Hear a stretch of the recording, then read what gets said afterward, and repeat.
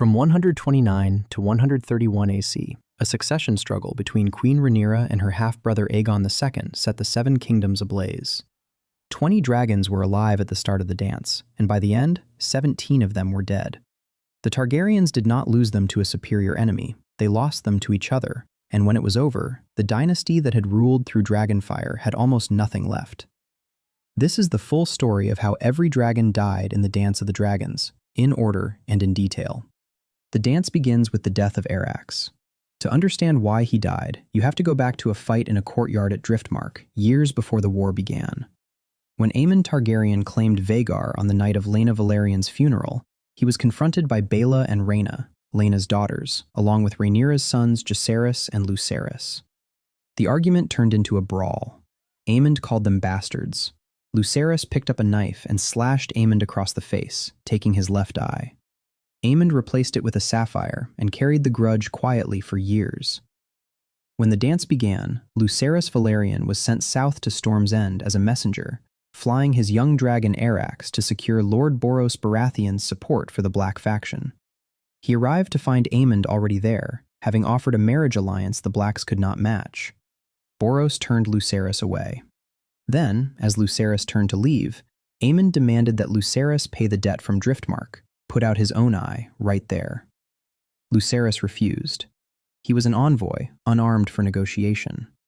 Boros himself intervened, ordering his guards to escort Lucerys out, rather than allow someone to be maimed under his roof. Lucerys mounted Arrax and flew into a storm above Shipbreaker Bay. Aemond followed on Vhagar the moment he was released. In the show, Aemond claims he only meant to chase Lucerys, frighten him, humiliate him, send him home terrified. Arrax panics, disobeys Lucerys, and spits fire directly into Vhagar's face. That is what ends it. Vhagar ignores Aemond's commands, closes on Arrax, and devours them both. The look on Aemond's face is not satisfaction, it is panic. He knows immediately what he has done. The book tells it differently. Fire and Blood treats Lucerys' death as deliberate. Aemond pursued him to kill him, not to frighten him. The show's idea that Vhagar acted on her own is its own framing. The book places the responsibility on Aemond. Either way, the result is the same. Arrax dies, and with him dies the last illusion that this war still had limits. Lucerys had flown under a messenger's protection, a boundary both sides had still respected. His death erased it. Rhaenyra demanded Aemon's head, and Daemon answered in his own way. He sent Blood and Cheese into the Red Keep to kill Aemond. They could not find him. Instead, they found Queen Helaena, forced her to identify which child was the boy, and killed Jacaerys in his bed. In the book, the scene is even crueler. Helaena has 3 children, including a younger son, Maelor, and is forced to choose which son dies. She names Maelor, hoping to spare her heir. Blood and Cheese kill Jacaerys anyway, leaving Maelor to live with the knowledge that his mother chose him. A son for a son, a child for a child. Before this, the war still had limits. After Lucerys and Jacaerys, it had none. The dance had truly begun. After Arrax, the war moved out of storms and corridors and into the sky. The next dragon to fall was Meleys, the Red Queen, ridden by Princess Rhaenys, who had once been passed over at the Great Council of 101 AC.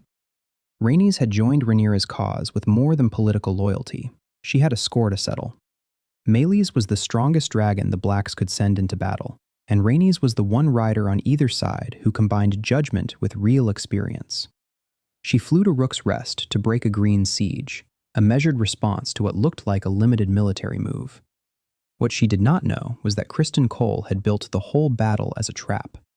In the show, though, the trap does not unfold cleanly.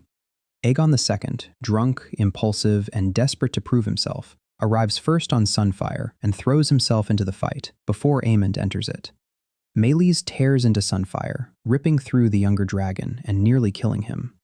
Then Aemond arrives on Vhagar, and instead of waiting for a clear shot, he gives the order, Dracarys, with his own brother still in the line of fire. Vhagar unleashes Dragonfyre, and the flames engulf Sunfyre and Aegon II, who fall from the sky, broken and burned. The battle then narrows to what it was always going to become, Meleys against Vhagar. Even then, Meleys does not go down easily. She fights Vhagar hard, slashes open her underbelly, and breaks free after the first clash. Rhaenys still has a chance to withdraw.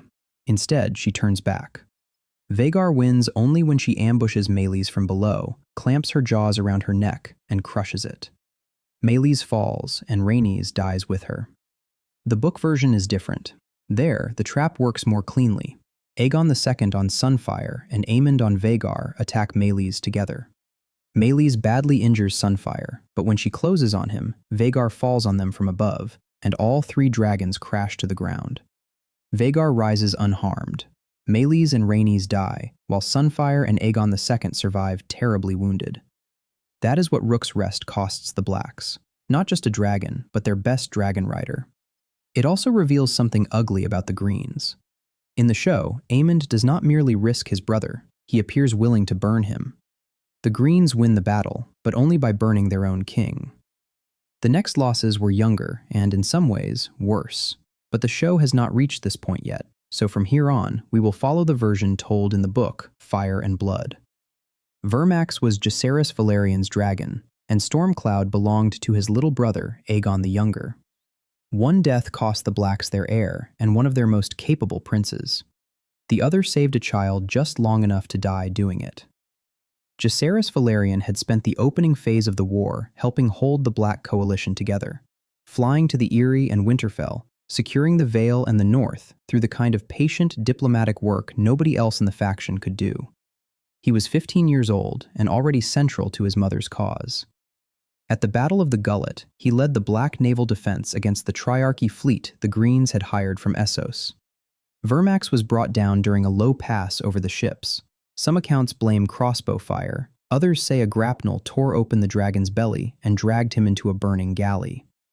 Jacaerys leapt free and clung to smoking wreckage in the water, only to be struck by Myrish crossbow quarrels before one finally took him through the neck and he sank beneath the sea. On the same day, his young brother Aegon escaped on Stormcloud, who carried him to safety despite terrible wounds and died soon after landing on Dragonstone. 2 dragons were gone, but Jacaerys was the heavier loss. After the Gullet, the Blacks had lost not only Rhaenyra's heir, but also one of the few figures in the war who had already shown he could win allies and keep them. Not every dragon death came with a speech, a grudge, or a battlefield. The next one belongs to a dragon almost nobody knew. Grey Ghost. He was a wild dragon, unclaimed, unridden, living on the outer reaches of Dragonstone and answering to no one. In 130 AC, fisherfolk found him dead at the base of the Dragonmont, torn apart and partially devoured. The Castellan, Sir Robert Quince, blames the cannibal, another wild dragon known to feed on dead dragons and hatchlings, but he was wrong. Sailors from a merchant ship called the Nessaria, blown off course near Dragonstone, had seen 2 dragons fighting above the mountain, and one of them had been golden. That pointed not to the cannibal, but to Sunfyre, still grievously wounded from Rook's Rest and hunting on Dragonstone without a rider. Then came the clash everyone had been waiting for. Vhagar, the oldest and deadliest dragon alive, and Caraxes, the bloodworm, scarred, savage, and bound to Daemon across decades. This was the war turning into a vendetta in the open sky. Daemon Targaryen had been hunting Aemond for months, driven by both strategy and revenge. Aemond had killed Lucerys, helped bring down Rhaenys and Meleys at Rook's Rest, and become the Greens' most destructive force in the field, burning his way across the Riverlands on Vhagar. As long as Aemond lived, so did the terror he carried through the sky. He found him at last above the God's Eye, with Harrenhal looming over the lakeshore below. Caraxes could not match Vhagar in size. No living dragon could. So Daemon did not fight a contest of size. He turned it into a close, catastrophic grapple. Rising high above the lake, Caraxes dove out of the setting sun on Aemon's blind side and slammed into Vhagar with terrible force. The 2 dragons locked together in midair, screaming and tearing at one another as they fell. Caraxes closed his jaws around Vhagar's neck and kept biting deeper even as Vhagar's claws raked his belly open and her teeth ripped away one of his wings. Then Daemon made the move that ended the duel. As the dragons tumbled toward the lake, he swung a leg over his saddle, jumped from Caraxes onto Vhagar, tore the helm from Aemon's head, and drove Dark Sister down through his blind eye so hard the blade came out the back of his throat. Aemon died before he reached the water. A half-heartbeat later, the dragon struck the god's eye with such force that the impact threw up a gout of water said to be as tall as Kingspire Tower at Harrenhal. Vhagar sank to the bottom of the lake, her throat ripped open. Caraxes lived only long enough to drag his ruined body from the water onto the shore beneath Harrenhal, where he died. Much later, when Vhagar's remains were found, Aemon's bones were still chained to the saddle, with Dark Sister thrust hilt deep through his eye socket. Vhagar's death was a military disaster for the Greens. She had killed Arrax and Meleys, and she was the only dragon they had who could dominate the sky by sheer size and terror. Without her, the balance of dragon power shifted hard against them. Daemon's death is harder to measure. He removed the Greens' greatest weapon and got the revenge he wanted, but he also took one of the Black's most formidable and dangerous figures out of the war. The fight above the God's Eye was not just a duel, it was mutual annihilation. Personal, strategic, and apocalyptic, all at once. Until this point, most dragons had died because riders took them into war. The next 5 died because the people of King's Landing turned on them. Skrykos and Morghul were hatchlings, Tyraxes was young, Dreamfyre was ancient, and Syrax was the queen's own dragon. One night took them all. These were not battlefield deaths, but something the war had not yet produced. A starving, frightened city rising against dragons themselves. Rhaenyra held King's Landing, but she had not won its people. The city was exhausted, hungry, and bled by war. With the treasury empty, her rule brought back old taxes and added harsh new ones. Then came Helena's death. She had been loved by the people in a way Rhaenyra no longer was, and when she died after months of captivity, the city quickly filled with rumors that Rhaenyra had murdered her. Whether true or not, that was what the streets believed, and belief mattered more than truth. Then came the Shepherd, gathering the city's fear and rage and turning both against Rhaenyra and her dragons. He called dragons demons, Targaryens abominations, and Rhaenyra a cursed queen, and thousands answered him. The mob was driven now not only by hunger, but by taxes, grief, fear, and religious fury. The mob went inside Dragon Pit with axes, torches, spears, clubs, bows, and whatever else they had. Trapped beneath the dome and bound by chains, the dragons could not fight as dragons were meant to fight. Skrykos was brought down by Hob the Hewer. Morghul was slain by a rioter remembered as the Burning Knight, who kept coming even as dragonfire consumed him. Tyraxes became entangled when his chains fouled and was finished by the attackers. Dreamfyre broke free, tore through her enemies, and in trying to escape, smashed into the dome, bringing half of it down on herself and the crowd below. In dying, she killed more of them than the others managed. Outside the pit, Prince Joffrey tried to do what courage could not make possible. After Rhaenyra forbade him to go, he slipped away and mounted Syrax without saddle or whip, likely hoping to reach the dragon pit and Tyraxes. But Syrax was not his dragon. Once airborne, she twisted beneath him and threw him down into Flea Bottom. The fall killed him, and the mob mutilated his body before the queen's men recovered what remained. Syrax died soon after. Unchained and riderless, she could have flown back to the Red Keep or left the city entirely, but instead she descended on the mobs around the dragon pit, killing many with tooth and claw. The chroniclers disagree on who struck the final blows, but they agree on the essential fact: the crowd brought her down. That night broke Rhaenyra. She lost her son, her dragon, and the last illusion that King's Landing was hers. By the time the war reached Tumbleton, even the dragons felt detached from any human plan. Seasmoke belonged to Adam of Hull, the one dragon seed who stayed loyal. Vermithor had belonged to Hugh Hammer, and now belonged to no one. Tessarion was the dragon of Daeron the Daring. The Second Battle of Tumbleton is the clearest picture the dance gives us of what happens when chaos exceeds anyone's ability to manage it. Hugh Hammer, the dragon seed who had betrayed the Blacks at the First Battle of Tumbleton, was already dead before the second battle began. Sir John Roxton found him in camp and said, "Lord Hammer, my condolences." When Hugh asked what for, Roxton answered, "You died in the battle." Then he drove Orphanmaker, his Valyrian steel blade, through him. Hugh's men killed Roxton immediately after. But Hugh was dead, and Vermithor, the Bronze Fury, one of the largest dragons alive, was now riderless on the battlefield. A riderless dragon does not hold a line or follow orders. He attacks everything. Adam of Hull had been falsely accused of conspiracy by Rhaenyra's own council, nearly arrested, and had kept fighting anyway. He was the last dragon rider still in the field for her cause. He flew Seasmoke south to Tumbleton, into a battle where Vermithor was riderless, Silverwing was present, and Tessarion was in the air. What followed was not a battle, it was a collision. Tessarion and Seasmoke found each other first, both young, both fast, circling and stooping without either landing a killing blow. Then Vermithor rose, blood smoking from wounds dealt by the men who had tried to kill him on the ground.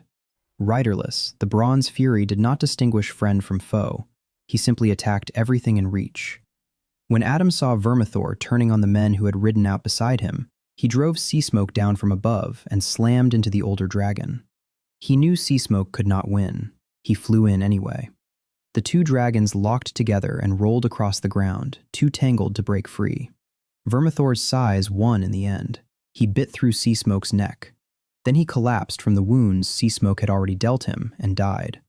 Adam was found dead beside his dragon. Tessarion survived the fighting, but was so badly damaged she lingered in agony until a longbowman named Billy Burley ended it with a mercy arrow from 100 yards. Adam of Hull was the one dragon seed who proved his loyalty when it cost him something. He was not killed by an enemy decision. He was killed by chaos, a riderless dragon with no side and no objective, in a battle no one was directing. By the end, almost nothing remained. Moondancer was a young dragon ridden by Baela Targaryen, Daemon's daughter. Sunfyre was a wreck of a dragon by then, his wing mangled at Rook's Rest, his body scarred by later fights, one eye gone, and yet still alive through sheer ferocity. Their fight feels less like a battle than the last convulsion of a war that should already have ended. By the time the war reached Dragonstone for its final act, almost everyone who had mattered at the beginning was gone. Rhaenyra had been captured and executed by Aegon II, fed to Sunfyre while her son Aegon the Younger was forced to watch. It was deliberate cruelty, not military necessity, vengeance made public. Baela met Sunfyre as Aegon II descended over Dragonstone before dawn, expecting the castle to be his. Moondancer was much smaller, but she was quick enough to evade Sunfyre's jaws and flame at first, darting beneath him and then raking his back and neck from above. Sunfyre answered with a blast of golden fire that likely blinded her, but she still slammed into him in midair, and the two dragons locked together and fell. On the ground, the fight turned. Moondancer tore chunks from Sunfyre's neck as they came down, but once they crashed into the yard, her speed no longer mattered against his size and weight. Sunfyre crushed her there, screamed his victory, tried to rise again, then collapsed back to the ground, too badly wounded ever to fly again. Baela survived the fall, burned and battered, while Sunfyre never flew again and died not long after from the total weight of his wounds. Aegon II outlasted his dragon by very little. His own council poisoned him when it became clear the realm could not endure a mutilated, vindictive king still bent on war while Cregan Stark's army was marching south.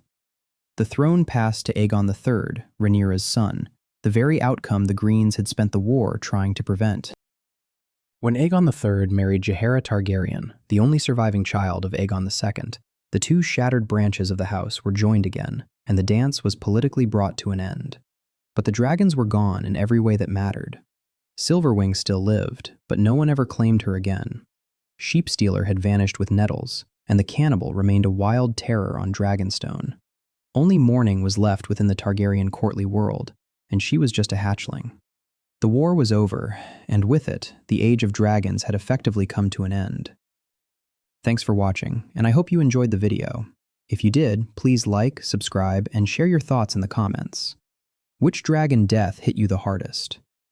And a very special thank you to the artists whose incredible work brought this video to life.